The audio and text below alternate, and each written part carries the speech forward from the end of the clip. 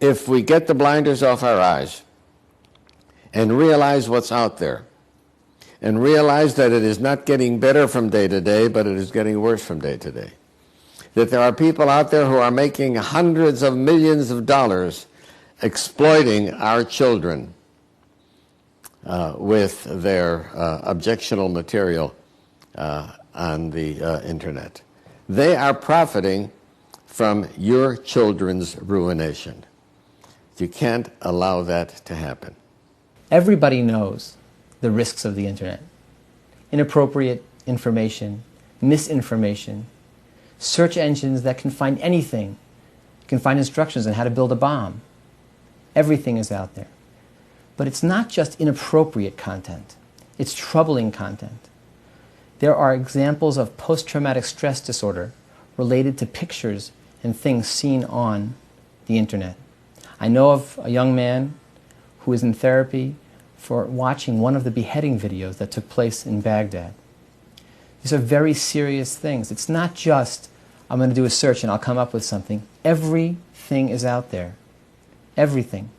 The Satmar Rebbe in 1950 said that his Hasidim saw more on one bus ride from Williamsburg to Manhattan than their grandparents saw in a lifetime in the shtetl. In terms of the internet, you could only imagine what the exposure is today in terms of the same bus ride from Williamsburg to Manhattan, but that's pales in comparison to what children can be exposed to without even planning to be exposed to in terms of the internet. It's important to realize that we are facing a very significant and perhaps major epidemic that is affecting all levels of the population. It is causing great harm in marriages. It is affecting young people, particularly in a very harmful way. I was introduced to a young man to speak with him about this topic, and the agreement was that I wouldn't know his name. It was an anonymous arrangement. He told me that he spends 2 to 3 hours a week downloading full-length inappropriate movies using peer-to-peer software. During the summer, he spent 2 to 3 hours a day downloading those kinds of movies. When I asked him if his life was really out of control because of internet issues, if he had somebody to tell, or who he would tell, he told me he wouldn't tell anybody.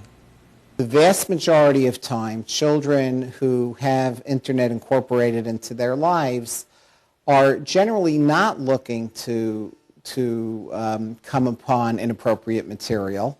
It's something that happens accidentally. So what tends to happen is, for example, is that they're doing a homework assignment. They're doing a search for a book report or for a term paper. And without even intending to, they accidentally get pulled into sites with inappropriate material. The average age that a child first stumbles upon pornography in that kind of accidental way is age 11.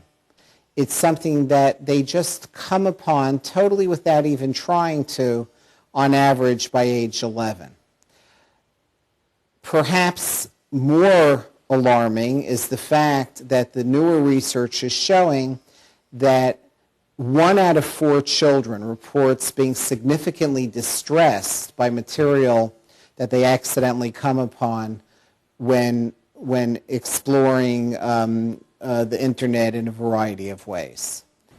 If we let our children use the internet in their bedrooms, they could be up all night using the internet. It's like sending your child downtown at 3 in the morning with $1,000 in his pocket to the worst neighborhood in the world, unsupervised, alone. When I think about this, I like to think about the frog and the beaker analogy. Take a frog, throw it in a beaker of boiling water. It'll jump out and save its life.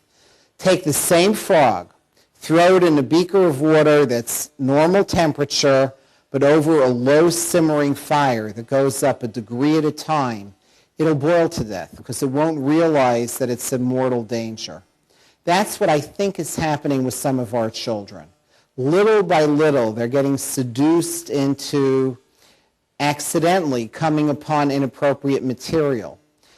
Once that happens, once the genie is out of the bottle, it's very difficult for children not to, just because of the natural curiosity of children, especially as they hit their adolescent years, to become more and more curious and then to start to explore on their own. Now, one may think that viewing pornography is, yes, it's a moral issue. It may be a religious issue, but it has to be understood as a psychological issue as well. Men and women grow up with a healthy attitude, or should grow up with a healthy attitude toward a husband-wife relationship.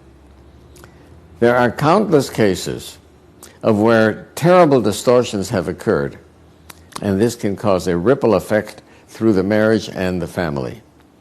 And the kinds of things that are conveyed by pornography are the kinds of things that can stay with a person months and years after he has seen them, and can have a very profound negative effect. You'll say that, oh boy, you're off the wall. But I want to mention something that I think is important. Many people, because understandably they want to avoid a speeding ticket, have a radar detector on their car. The radar detector is a very powerful message to the children that it is all right to violate and break the law, just make sure you don't get caught.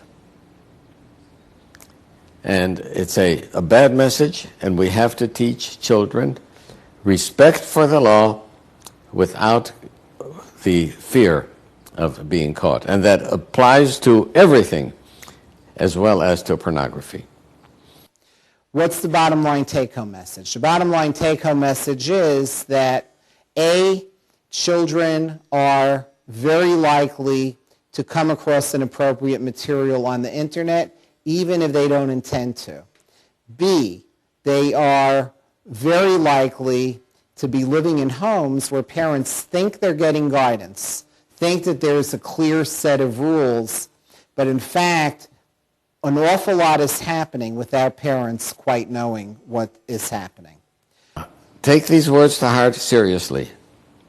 Develop an attitude in your home that the children should feel so proud of themselves, so proud of their heritage, so proud of their dignity, that they will not allow themselves to be tarnished by objectionable, immoral material.